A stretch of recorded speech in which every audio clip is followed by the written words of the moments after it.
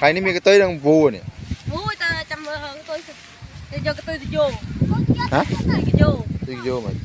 Tôi vô. Vô rồi vô ông tật. Vô bóc mày.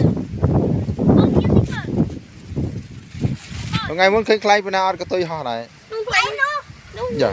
Bao số, các ba bóc máy cái tôi bao số. Ba bóc máy là bóc số. Máy. Rồi cái tiền này đi ra. Đây hơi, cái đây hơi. Đi chín được này. Thôi chứ, phải đi ăn sao vậy? Đi ăn tôi chứ vậy. Sai đi ăn. Cái nào bạn họ?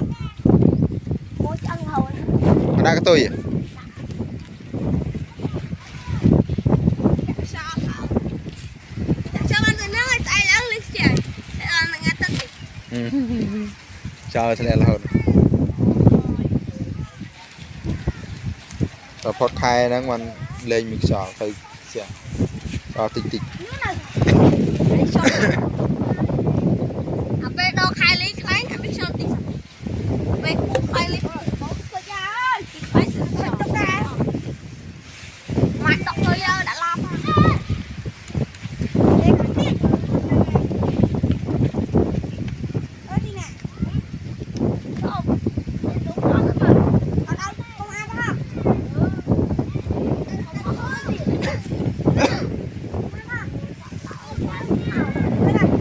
Muốn tốt mà hay ra lấy.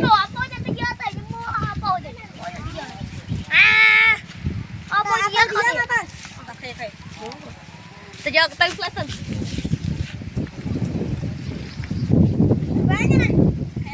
Bạn mình là